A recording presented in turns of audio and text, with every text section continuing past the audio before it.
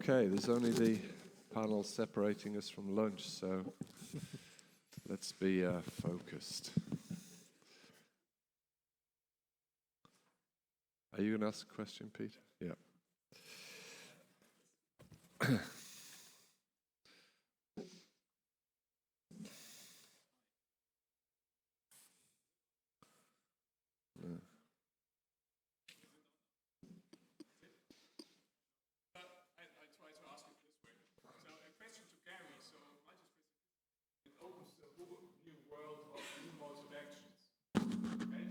This nice modularity of your Model X platform. And it's a bit simplified, obviously. And my understanding is you are putting the HAL pairings onto each other. So on engineering, first you the complexity of the whole molecule. So in CMC, misfolding, and so you would have this significantly bigger than. And the second is, are the binding sites really accessible? If you stack it onto each other, and you reach distant different epitopes with that kind of a bit richer molecule, we have to use linkers, and so on. Yeah, thank you for those questions. They're all very important. So what we have not seen what I would call issues that impact yield, at least with the formats that we're currently using. So far, that's not been problematic. Maybe when you get up to the hexavalent, we're starting to see some instances of that. But you're absolutely right about the linker part. And we have been, one of the advantages of the CODV, and the reason we went to it first, is that if you try to use the DVD format, so with the natural stacking, this is using 4 chains, but you stack them, you see that all the time. The more proximal site will be sterically hindered by the more distant site. What you saw in the structure is that those linkers allow a twisting of those domains, one with respect to the other, where you don't get that. And what we're seeing is, thus far with the M-Star, to be quite honest, we're still learning. There are some instances where that doesn't become a problem. We do have a set of linkers that we've narrowed in on, but we are seeing some cases where there may be impacts of exactly how you make those linkers. And interestingly, one of the tools we've been able to use, and I will probably hear about it this afternoon, is we've been able to use programs like AutoFold that will allow us to model it and then to change those linker lengths. So we can do that with some informatic design. So something we have to keep an eye on and we can't take for granted.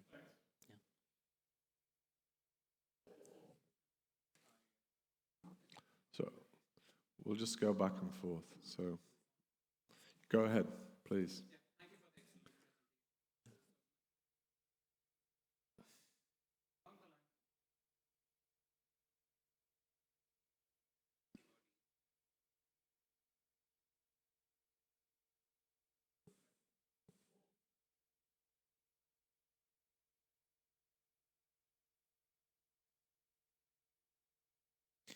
Yeah, that's a great question too.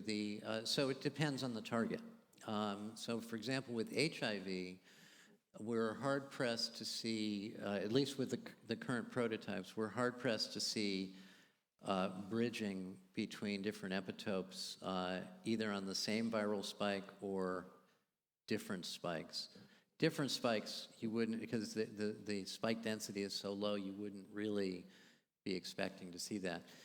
In the case of SARS, we do. We can see that both with soluble molecules, and we can also see it with pseudovirions, that we are seeing bridging, and we think that's what's responsible for some of the improved synergies that we're seeing. So it will depend on the virus, it will depend on the accessibility. We are intrigued. We've not done this yet with HIV, but we think with some good structural design, and this may be true for HIV, may be true for flu, there might be ways to engineer these antibodies to do what you're saying, is to basically engage simultaneous sites on the same spike. And there's some candidate antibodies that you would pick to do those studies, but we just haven't had a chance to explore them.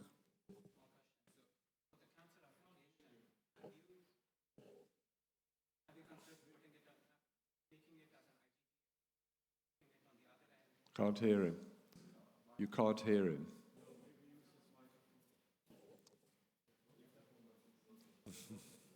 Is this one working? The microphone's not working up front? If you say it, maybe we can repeat it. Yeah, yeah. If you just say it and then Gary will repeat. For the cancer applications, have you tried putting the FABs or IgG FABs on the different sides of the one on the CH3 side, one on the treatable region side? Yeah, so the question is, have we started putting the fabs on different, are you asking on the Fs being down at the base? Below the CH3. Yes. We have not done that routinely. There have been times when we've tried it. What we're trying to do for the first prototypes is to maintain enough fidelity to the natural antibodies as we can. We're worried about creating molecules that might trigger anti-drug responses. So we're trying to remain as close to that as we can. There have been times when we'll put them at the C-terminus, but at the moment we're being a little more conservative.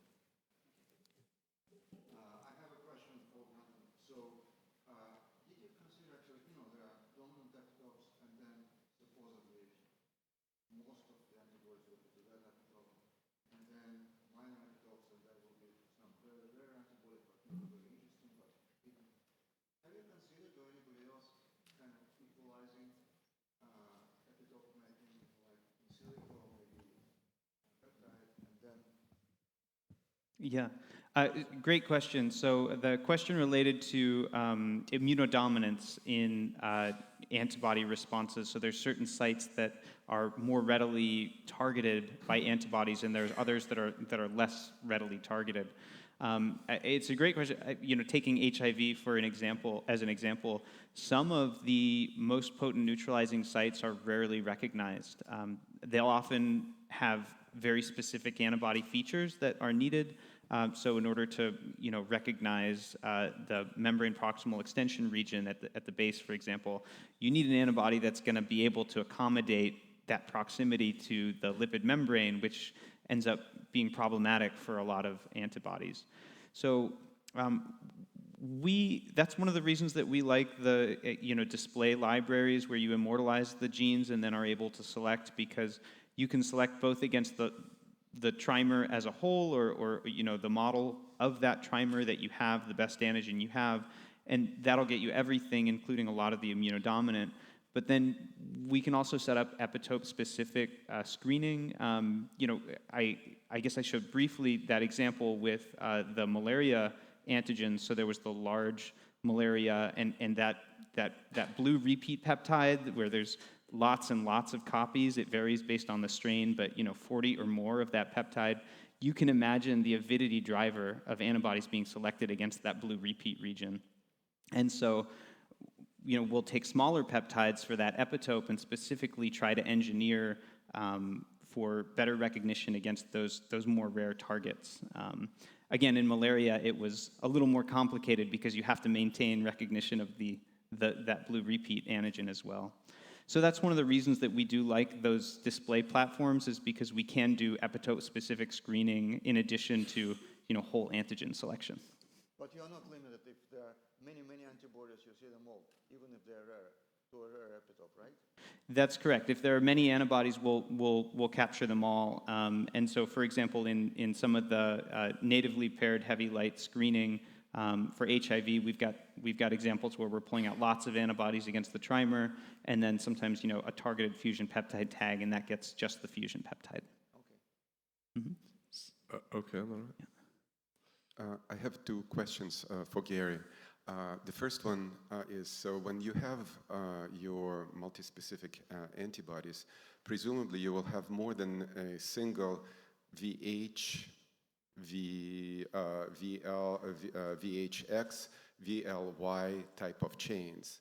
Do you see any mispairing when you form your multispecific antibodies? Because No, we're not seeing mispairing because of the way when we engineer them, we're engineering them so that it's almost like a hairpin, and they'll fold back on each other, and they seem to assemble just fine. A bigger question for us will be when we're making heterodimers. So if we're making a trispecific tetravalent or a tetraspecific tetravalent, we sometimes have to pay a little bit of attention to the pairing between the two different chains. And occasionally we've seen a little bit of mismatch there. That's the one thing we have to watch but for. maybe it's sometimes you don't have this incomplete locking of the, like you said, it's like a hairpin, where it can bind only to one variable domain, but may not be able to bind to Yeah, I suppose that could happen. The only data I have to address it for you is if we look at what our success rates are. And on average, when we make these, and we then look at how are they binding to the epitopes we expect, the success rates are usually around 80 to 90%. So if it's happening for that reason, it's not frequent, and then we just throw those out. So. And the second question, I think that you provided an example of a multispecific antibody where you were targeting, I believe, tumor-associated antigen plus CD3 and CD28. And in that respect, I was curious if you see any non-tumor target-associated activation of T cells, because you provide essentially two independent signals, independent of your sort of tumor-associated signal. You signal through CD3, number one, and CD28, number two. Would that be happening also in periphery, not only at the tumor site? Yeah, you certainly have to watch out for that. And in fact, we've published some papers where you can actually see we have in the non-human primate, at least with the CODV format, our paper, I think, in Nature Cancer 2020, I believe, has some of that data in it. So if you go high enough, you will begin to see nonspecific T cell activation. But I think what we're banking on here is a little bit of what you heard about in the first talk of the day, is that when we get, binding to the target on the tumor cell with the two tumor specific, we're clustering, right? And then by virtue of clustering, you're going to get, you're going to get more active stimulation of the T cell and a therapeutic window where you can minimize that nonspecific activation. But certainly, I think for all forms of, T cell activation, that therapeutic window is something you have to watch carefully. Yeah, my concern is that even if you were to use the low affinity CD3 antibody as commonly used in the field, because of the avidity and the issues that were discussed earlier today, there could be a fairly strong, potent binding because you have this second component through CD28. So Yeah, and I think you're right. If you look at the paper that I described, one place where we see it, and it's been an interesting lesson for us, that in monkeys, if you infuse antibodies intravenously, at the time of infusion, you get a very high peak of antibody in the blood, which then you get a rapid fall off. And that's the point if you measure cytokine secretion in the animal, you'll see high levels of IL-6 and TNF and everything else. If you give the same dose, but you give it sub-Q, at day one, you end up at the same place, but you don't get the high peak, and then you don't see those cytokine levels. So there may be important lessons for us in terms of how we manage the toxicities as we move into the clinic. So absolutely, we need to pay attention to it. thank you. Go ahead. Question to Brandon. So you described beautiful arrays of paired libraries, right? with dozens of thousands specificities. And then you also gave an example of actually trying to mutate an antibody and then select a variant, right, that would change the binding properties. So my question is, what's better, to actually go back to those big libraries and try to find a naturally occurring antibody, or go and select one antibody, and I'm not sure how do you select that antibody, one or two, right, to actually then undergo the maturation by mutations, right? So, what's the best way to combine that power of the technology you have, right, to actually get the antibody with the specificity you want? Yeah, great question. I like apples and oranges. So sometimes, we think a lot about what's the goal of a particular project in the lab, and what are we trying to do. I think that native immune libraries often give a phenomenal starting point, particularly for, the HIV story is one that's just been amazing, that's been led by Dennis and Gary and so many others over the years, where we really didn't know what it would look like. We had some ideas, from B12 in the 90s, and as discovery of native human antibodies got better and better, we started to really see, okay, this is how you can target this virus. Yet still, there are very few of the molecules that seem like they're really going to go into the clinic in their native state. And some engineering, be it multispecifics, improvement of potency, or both, seems like it's really the best way forward. So I think the native immune libraries can really give you a place to start, and it'll give you that hint. And then engineering, and in particular engineering and selection for careful things, like, for example, in malaria, recognizing the junctional epitope at high affinity and the repeat epitope at low affinity can get you the rest of the way toward a viable drug. I mean, mainly I'm asking the question, right, because oftentimes, right, people first select an antibody, and it comes from a source, either, a native library or a library that was somewhat engineered, right? And then once you start developing the antibody, you realize that it has some of the characteristics that you don't like, and that's when you start engineering, right? But I'm basically really asking the question: can we be better at finding the antibody to engineer first, to select that antibody, and then the outcomes will be different, right? So. Yeah, and I think so, and that's one of the principles that we've also had is can we select better for function early on? So one project that we have in the group is an HIV patient with a strange specificity, and we're trying to figure out, what is that? Is it something different? And maybe these function first selections can help us find it from those native antibodies. Thank you. Thanks. So we're just going to take one more question. I've got this red thing flashing here saying time is up. It feels like the whole place is going to blow up or something. But so we'll take one more question. Sure, and if this is not quick, we can discuss it later. So I really like antibodies that function through allosteric mechanisms also, and I'm thinking about in virology. It's very important to think about mechanisms that could disrupt the spike and aren't just direct ACE2 competitors. So, I mean, Brandon, the functional screening could definitely identify those, but then could you engineer in additional functionality through multi-specific engagement that could truly disrupt a spike protein and neutralize the infection?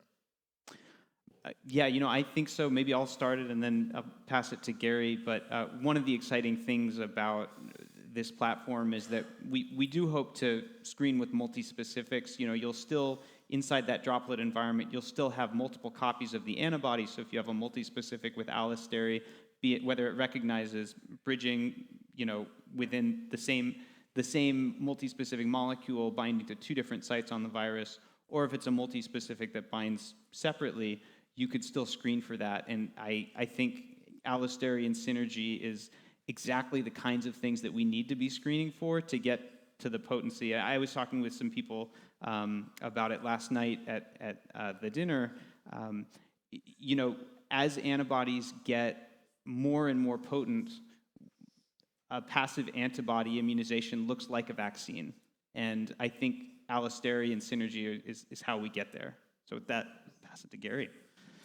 No, I agree with you, and the only thing I would add is that certainly with the format we have, you could put it into the kind of display system you have and screen. I think that's one thing. And then some of us, actually, Dennis and I were chatting last night about flu virus and you know, the sort of the disappointment of the anti-stem antibodies in terms of their, you know, clinical efficacy. And that might be another example where if, again, you could take advantage of that specificity, but in combination with something else, maybe you could get something more useful. So definitely something to, but the one thing I would say, if you do that, I think you probably want to bring in, you know, additionally sort of structure-based design, because you're going to need to know what structures you're going after. And then I think you can combine it with the kind of thing Brandon's doing, and yeah, be pretty interesting. Or even artificial intelligence, which will take us into the next session after lunch at 1:30.